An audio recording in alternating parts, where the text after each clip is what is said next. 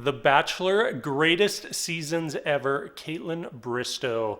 This is a season that I did not watch. I started to become a huge Bachelor fan after this season. So like even next week's Ben Higgins, I never watched that. So I was really excited when The Bachelor announced that they were doing these recap seasons because I now get to experience a lot of those moments in Bachelor history that I missed. So let's jump into our season.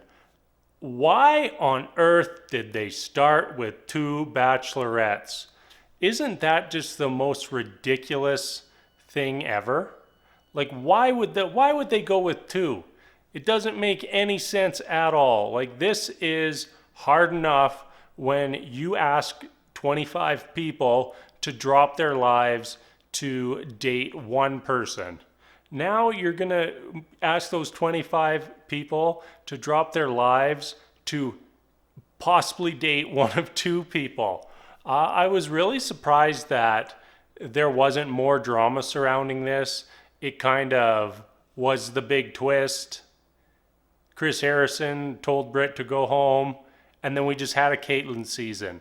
Like I thought we were going to have guys leaving and more drama based around this twist. Like it just seemed like it was just like, oh well, it's not Britt, it's Kaitlyn. Let's move on. And like why? And then I kind of got thinking like, why even have that as part of the season? Like why was it necessary to include that? Just either have two bachelorettes the whole time or just have one. You know what would have been great drama? Two bachelorettes the whole time.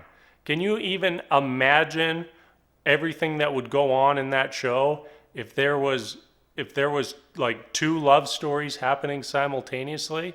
And Bachelor Nation, if you're out there, if you're watching, you know, maybe that's something to consider for Claire Crawley and Matt James. You know, have both sets of contestants in the house together at the same time. What could possibly go wrong? Nothing. It would be perfect and it would be amazing.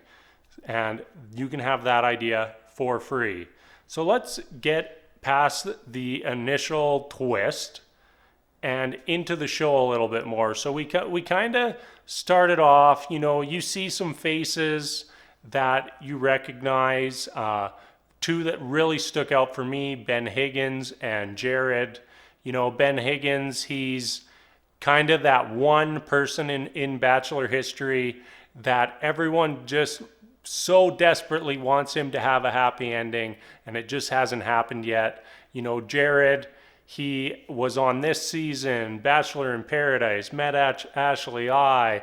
They tried and didn't, and then we're on Bachelor in Paradise again, and then there was Winter Games. Like they've been in Bachelor history.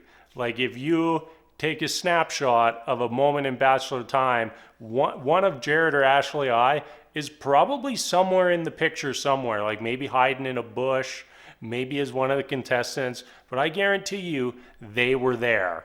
So it's very, very cool to see. Like this is where Jared started from. This was his first appearance on the show, and this is the start of his eventual love story with Ashley I. So that was very cool. Moving on from that, I was really shocked by how many faces I had no clue about, especially Sean, who, you know, was very apparent very early on that he was going to be an important figure in the show, especially when my wife said, oh yeah, I think he's the guy who wins at the end. And also we had Ben Z, who seemed like they were building up as a popular person in the Bachelor world, and I honestly had no clue who he was. Still have no clue who he is to this day. Like, he's big. That's all I learned. Like he was on the show. They mentioned his name more than I think he was actually on the screen. Yeah, it's just kind of fun to say the name, so why not? Ben Z. And then from there we moved on. Like every season has to have the bad boy, bad girl drama. And we had Clint and JJ.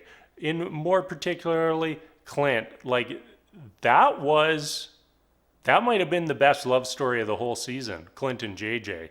And also in Bachelor fashion, had that patented Bachelor dramatic ending when JJ betrayed Clint at the final moment as he was leaving. Shocking twist. And my heart was absolutely gutted because I thought they made a great couple together. And, I hope somewhere out there they've resolved their issues and are still friends to this day. We can only hope and dream, right, Bachelor Nation? After that, we actually kind of got into the season. Really, this story ends up being about Nick, Kaitlyn, and Sean. I was a little shocked. Like I kind of knew and also didn't really know that Nick was on Kaitlyn's season. It was like one of those things like you've heard it before, but I didn't actually like clue in how this all went down and watch it all unfold, like him showing up, getting asked to be on the show, and then staying on the show all the way to the end, and everything that happened in between was kind of amazing. And that was the storyline for the season. It wasn't Sean and Kaitlyn. It was Nick and Kaitlyn all the way. So I had an interesting thought about this. Like everybody's furious Nick shows up and Nick's on the show. But if you are the Bachelor or Bachelorette and you're on a show that is supposed to be about you finding love, and someone shows up who you like and they like you, why wouldn't you ask that person to be on the show? Like even you go back to last season with Pina, well, I like that name, Pina and Hannah Brown. Like why didn't Pina ask Hannah Brown to be on the show? Like why not just ask? Like if there's any sort of feelings there, just ask. She says no, it's done, it's over. She says yes, well, now you get to find out how that relationship plays out. And we still get a season where Pina ends up with nobody. Sorry, Peter, but yeah, I kind of like calling you Pina now, so you are Pina.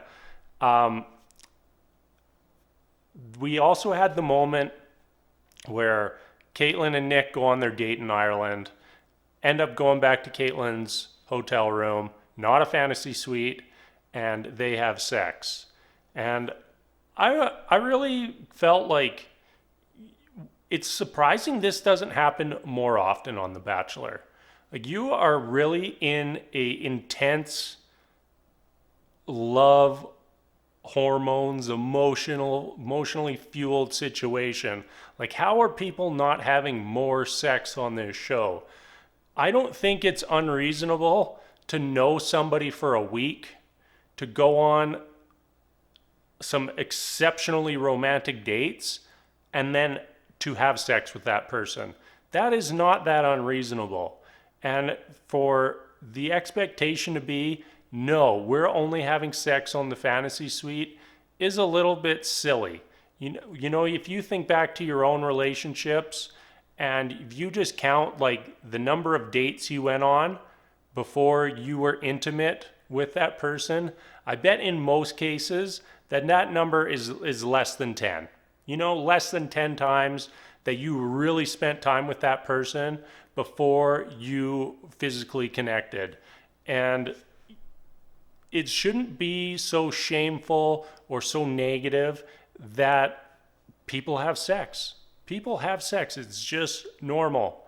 You like somebody, they like you. You get to know them a little bit. You have some sex. It's fine. Everybody does it. In the real world, nobody'd care. I don't think any shame or negativity should be thrown Kaitlyn's way over the whole situation. That is absurd, ridiculous, and it's kind of embarrassing that it's something that even needs to be addressed on the show. You have sex, whatever. Let's move on. The real story this season was Nick and Kaitlyn. You know, when the show ended, the last clips that they showed us was the Nick and Kaitlyn breakup. It was not Sean and Kaitlyn happily ever after. It was that storyline, Nick and Kaitlyn, which is a little weird because Sean and Kaitlyn were together for almost 4 years. Like, that wasn't a flash in the pan. That's not a couple broken up before the final rose or after the final rose. That is a real couple that had a real relationship. So I do think that even if Nick and Kaitlyn was the big storyline, they should have shown the proposal. They should have shown Kaitlyn and Sean happily ever after, even if that's not the way it happened, it ended up in real life. I think that's going to wrap it up for me. I'm going to go back and try to watch the Sean Lowe season because that's a season I haven't seen. And I'm excited for next week when we get to see Ben Higgins, another season I haven't seen before. So maybe I've only seen bad Bachelor seasons. Maybe I've seen none of the greatest. Big thanks to Pina and his terrible season that has led to all of Bachelor Nation being eager to relive the good seasons of this show. And yeah, can't wait for whenever we get started again, whether that's The Bachelorette with Claire Crawley, The Bachelor with Matt James, mix in a season of Bachelor in Paradise. Whatever happens, I'm excited for it and can't wait for more Bachelor. So that's going to wrap things up for me. Thank you so much for watching, and we'll see you later.